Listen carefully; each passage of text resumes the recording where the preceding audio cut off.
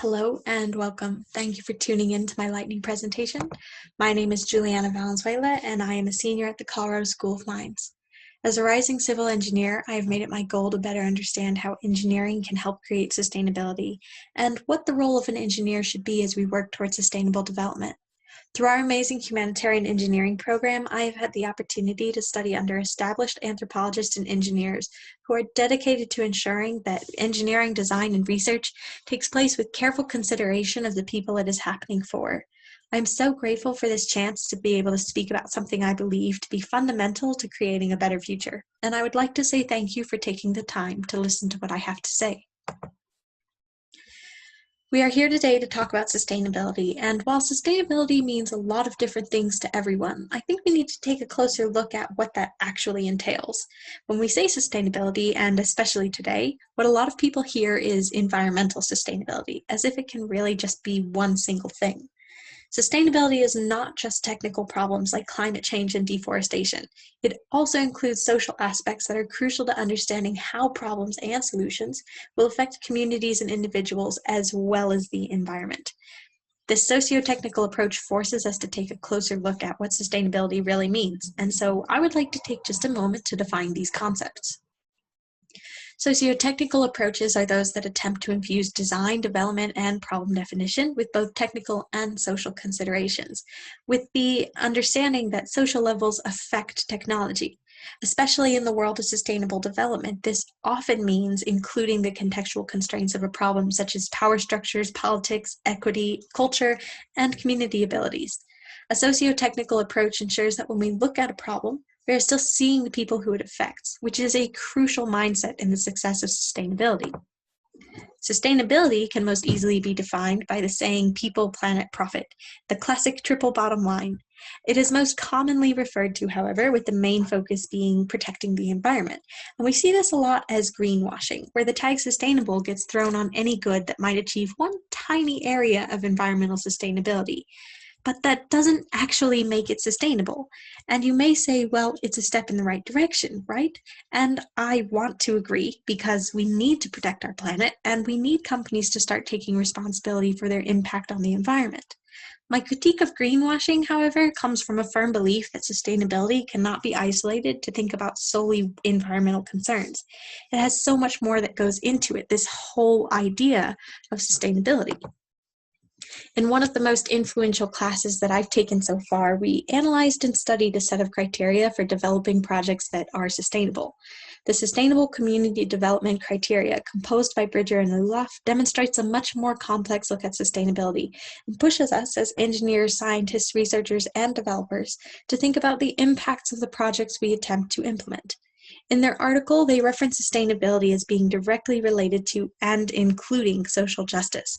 And as we look at this criteria, it's a little easier to envision what sustainability means in the real world, not as a concept, but as a practice. And when I look at this, when I learned this as a student, this was something that completely changed the way I thought about sustainability. Because when I first started my engineering education, sustainability just meant protecting the environment while doing projects that hopefully also benefited communities. And this criteria was my first glimpse into what sustainability could mean and how it could be used to create solutions that were truly sustainable, solutions that were trying to ensure that they worked into the very fabric of communities so that they had positive impacts on social justice and equity, protected and benefited the environment, and were able to be maintained by the people the solutions were meant for. And suddenly, sustainability made a whole lot more sense to me. The problem is that this concept of sustainability is so much more in-depth and truly complex in practice, and it's often overlooked and forgotten. But if a project is really going to last, then we have to think about all the little social things that go into upkeep. Whose permission do we need to gain before starting the project? Who needs the solution the most and who benefits from the solution the most? Who might suffer and who might be forgotten or ignored as we're designing our projects? And perhaps the most important question, the hardest question to ask ourselves, is who benefits when we ignore the people side of sustainability? Is it us? It certainly makes our lives easier to ignore all of these little social factors, but we have a responsibility as engineers, researchers, and developers to think first and foremost about our impact on others. We must design not in a way that is easiest for us, but in a way that ensures the best possible outcome. I think often these social factors are things that we just expect to be included because it seems like it's just common sense. And it is, in a way. It's common sense to understand that someone first needs to pay for their food and shelter before they can spend extra money on sustainable goods. But common sense is different in every culture, and what we think of as common sense isn't necessarily going to be the same anywhere else. And if that's the case, then maybe we should start defining these social factors before and while we think about design instead of trying to squeeze them in after we've designed an entire solution. So let's look at an example of a problem definition. This first example is based on problems that are presented to me almost every day by my own teachers and classes. These are all things that engineers think about all the time, things that when we start to define a problem, they come up pretty quickly. We can look at them, measure data, create tangible solutions with measured changes after implementation. But let's look a little bit deeper. You can see that connected and integrated into the technical side of the problem are all these little social factors that play a huge role in why the problem is a problem and how we might go about designing a solution. And when we think about this, we just assume that these parts of the problem are inherent, that they won't affect the technical parts of the solution or even the effectiveness of the solution.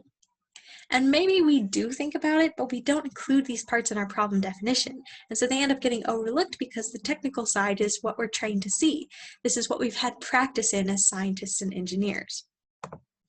We have this stereotype at my school that everyone is socially awkward because we're engineers, because we're just too smart to talk to people. And I think that's silly because talking to people is a skill that you gain by talking to people. So by joking about this stereotype, we're almost encouraging engineers to not talk to people, and we're making it normal for engineers to not want to talk to people. We're negating these social sides of life, isolating our social circles into these like-minded groups of people, and reinforcing this idea that considering the perspectives of others is not important. We practice not being social beings, not engaging in very important social practices such as communication and empathy, and because we're not encouraged to talk to one another, especially if our viewpoints differ. And if we're not talking to people, then how are we supposed to understand the social factors like needs, goals, and desires when we start to design and develop in the real world? These ideas may seem like common sense, but they are very unique in every situation, and they require intense observation and awareness, which are not skills that happen without practice and training. So we need to have this socio-technical approach where we teach engineers, scientists, and researchers to look not just for the technical side, not just to be aware that there are also social problems, but we can't separate these things because even when they seem completely isolated, they're almost always going to come back around and influence each other.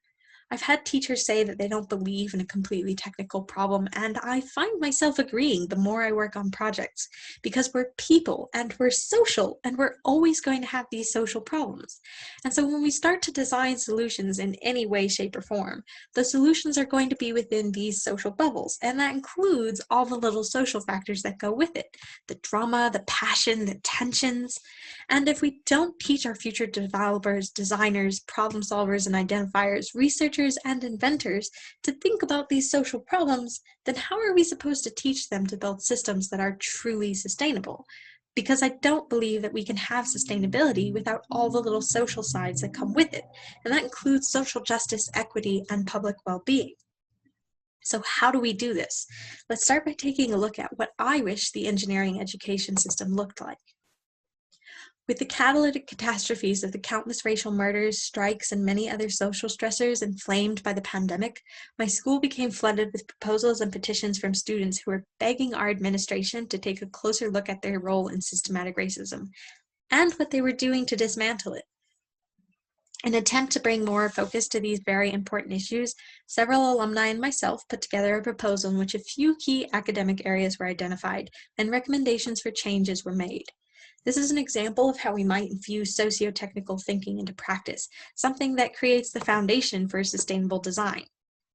Now, while these requests focus much more on social justice rather than explicit socio-technical inclusions, our hope was that by bringing attention to one specific social issue that is widespread, unyielding, and currently receiving significant amounts of attention, that we could that our administration would see more than just a request to completely change the way curriculum is designed, and instead see why this is so important, as well as providing one very clear socio-technical approach, the infusion of technical and social justice education.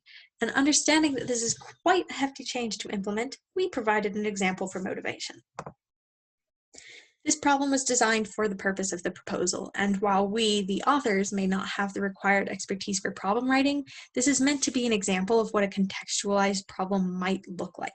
It prevents the problem definition from solely focusing on the technical side, which could be part of the reason engineering mindsets do not typically think in a socio-technical manner, and instead demonstrates why the technical side is important. It defines stakeholders and brings considerations of inequity into the solution. And of course, there are so many other methods out there for socio-technical infusions. I'm lucky enough to go to one of the few schools with a humanitarian engineering program where they talk about this all the time. So I get to have this exposure, but then I go out into interdisciplinary projects and I'm left trying to explain why it's so important to address racism and social injustices when we talk about sustainability, because I'm being told that these issues don't need to be brought up in our projects, or that they're just not relevant issues when we talk about recycling or clean energy. And if engineers are not being taught that this is important, then it becomes very easy to overlook when you have an 18-credit course load and the deadline is approaching and the whole point of the project is just to get a good grade anyways, and the teacher is not asking for a social justice analysis. It's not necessarily that they don't care, it's just that they're not being encouraged to care, and we are incredibly overworked as it is. And this pushback to a socio-technical approach is not just found in engineering education. Especially as this concept is fairly new to STEM fields, it's not surprising that we don't see it happening in a widespread scale in practice. And as an attempt to address this, I worked with my teammate Allison Palmer and my research advisor Dr. Elizabeth Reddy to dive into a different social issue, public well-being. In a similar approach to using social justice to bring attention to the need for socio-technical thinking, we demonstrated how focusing on public well-being throughout the course of a project could increase the success. And in order to make this as approachable as possible, we really focused on practices you could use in virtually any project. These practices are synthesized based on significant research of successful projects and are designed to be applicable in any combination. Through our examples, we demonstrated that projects that used these concepts were more successful in the results, achieving their goals in a sustainable fashion. We used 5 examples in varying fields with varying combinations to highlight how by including these practices, the projects were addressing things like community ownership, environmental protection and biodiversity, public health and safety, and even social justice. And we did it all without saying socio-technical, but that is exactly what it is. This model shows how socio-technical approaches improve projects and attempts to outline methods to infuse it into practice, because it's not just the responsibility of educators and up-and-coming engineers, scientists, researchers, and developers to think in a socio-technical manner. The weight of creating a sustainable world does not lie solely on the future generations. It lies on all of our shoulders, and even if we weren't taught these methods or concepts before, they are, in a way, common sense, and perhaps we have more of an opportunity to do better than we think. It's never too late to improve the way we design and develop, but we must improve, because forgetting about the social side of things and focusing only on technical problems has only worsened inequity, injustice, discrimination, and environmental conditions. And we have no chance of achieving a sustainable future if we do not fix these problems that affect each and every one of us. If we really want a future where sustainability is accessible, then we have to start designing in a way that makes it accessible. And we don't get there without thinking about all these little social factors that are such a huge part of human life. And we won't start designing for them if we don't start teaching our designers to think about them. So what are the rules? To quote the great Douglas Adams, common sense won't tell you, we have to tell each other. And in order to get people to talk to each other, we have to start training ourselves to listen, to be empathetic, to see the other side, the perspectives that maybe we think are just outright wrong, or the ones that are so unrelatable we just can't comprehend them. We won't get there overnight, but maybe if we start integrating it into every little bit of education, we start talking about it like we want it to happen, not just like we expect it to happen, then maybe it will start happening, and maybe we'll get better at it. And then maybe we can truly start creating sustainable solutions that ensure a sustainable future. Thank you very much.